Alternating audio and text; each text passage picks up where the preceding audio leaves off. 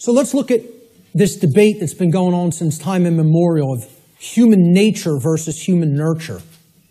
And again, I'm getting ready to piss everybody off, okay?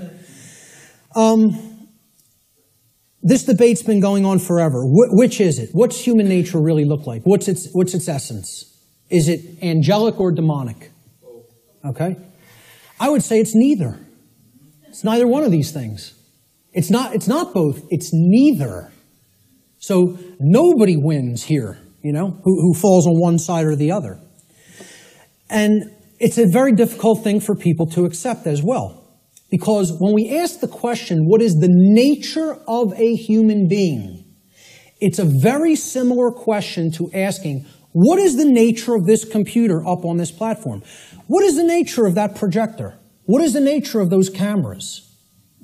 Well, can I actually say what the nature of these things is? It's a computer. Its nature is to compute information. What is the nature of that projector? Is it good? Is it bad? Is it angelic? Is it demonic? Is that projector demonic? No. Its nature is that it projects imagery. What is the nature of these cameras? They capture imagery. That's all. So what's the nature of a human being? The nature of a human being is that it takes in information, it processes it, and then it outputs it through behavior. And as we're going to see, that's very much like a computer. I'm not saying that it is a computer. I'm saying it's like one. Okay? So human nature is neither inherently good nor inherently evil, as many people think fall on one side of this argument or the other. Instead, we should consider the operating conditions or the environment in which human beings exist, which influences behavior to a great extent, thus creating the current human condition. That's why it's called the human condition. It's not called, the situation we're in is called the human condition. It's not called the human nature. Okay? It's called the human condition. There's a reason it's called a condition. For any condition to be in place, well, hey, what condition is my computer in right now? What condition is my projector in? What position is Richard's cameras in? They're in operating conditions. They're doing what they're supposed to be doing because they've been kept up in good condition. Okay? In the example of my computer, it has a working operating system without malware on it. Okay? It has software that does the job, that does what I'm asking it to do properly without bugs. Okay? Those are the conditions. The operating conditions will determine how does it perform. What kind of output can it put out into the world? All right? So, again, what I'm saying here is that human beings are like computers. Not that they are computers. Let me just state that emphatically. We're not computers. We're like computers. Okay? We are programmable. That's the nature of a human being. How many people have ever heard anybody say that the nature of a human being is that a human being is programmable? To my knowledge, I'm the only person or researcher that is calling that human nature. Our nature is that we can be programmed. And there's another thing. That's another thing people don't want to hear. They don't want to hear this because they liken it to a mechanized machine. And I'm not saying, again, to emphasize, I'm not saying we are computers. I'm saying we're like them in the ways that we can be programmed. So what gets put into a person through the environment, which is called the culture, all right, and becomes their programming, determines what they will output onto the screen, which is called human life. And that will create the human condition in the aggregate as more and more people operate that way. All right, so let's look at how this works. Human beings are programmable much like computers. Like a computer, if a human being has a bad file system format, that's the first thing you do when you're going to get ready to use a computer. You have to format the drive. How many people here are somewhat techie?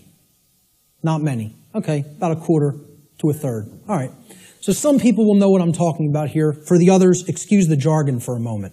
All right, I'll explain what it is. A file system format is you got to format the hard drive so you can prepare it for a specific operating system. which is basically the task controllers. It's going to control what happens on the computer, how programs get launched, how memory is used, etc. in a nutshell. All right?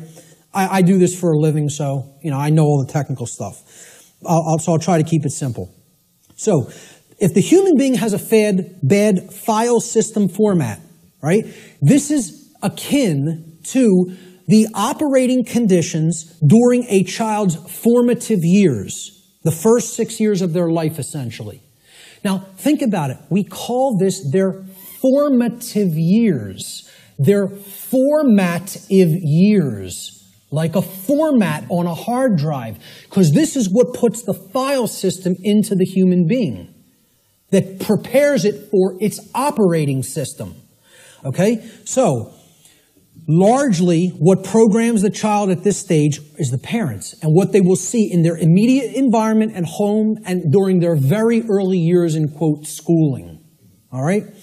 Now, like a computer, if a human being also has a bad operating system. Now, this is like Mac OS, Windows, Linux, etc. Android, iOS. These are operating systems. Again, they are basically providing a platform that other programs will run in. And they're providing a graphical user interface. This is your culture. The operating system is the culture in which the programs run. Okay? So, let's say if you have a bad operating system, meaning you're already surrounded in a bad environment, in a bad culture, right? That's also going to negatively impact the output. And then they have bad software programs. Now, these are the programs that you run. Now, if I didn't have a good presentation piece of software, my presentation might come out sloppy. It might crash in the middle of it. It might not display the graphics or the text properly. Okay? So you got to make sure you're working with good, reliable software as well. Now, what the software is the belief systems. What the person has taken into the mind and is processed and made part of themselves. And now, if all of those things are bad, we have three bad components. The format is bad, the file system format, which is the formative years of the child. Okay? The culture is bad, meaning they're already growing up in a bad culture or in a culture that condones moral relativism, etc., and doesn't understand natural law. And the software programs that have been input into the child are bad, meaning their belief systems, okay? What do you think the output of that, quote, computer is going to be like? Is it going to be good? Is it going to be chaotic? If I screw up my system's hard drive format, if I put an operating system that is like at alpha state and it's not ready for prime time, because the development's not finished, it's half-baked, okay? And then I load crappy software that's full of bugs, and the developers didn't really care about programming them correctly. Do you think that computer's going to operate properly and give me the output on the screen I'm looking for, or output on the printout I'm looking for, or output on the internet that I'm looking for? Good luck. If you know a little bit about computers, you're laughing now because it would be ridiculous to assume that it could do that. Well, why do we think that we're going to have that in our environment when all of these things are badly programmed?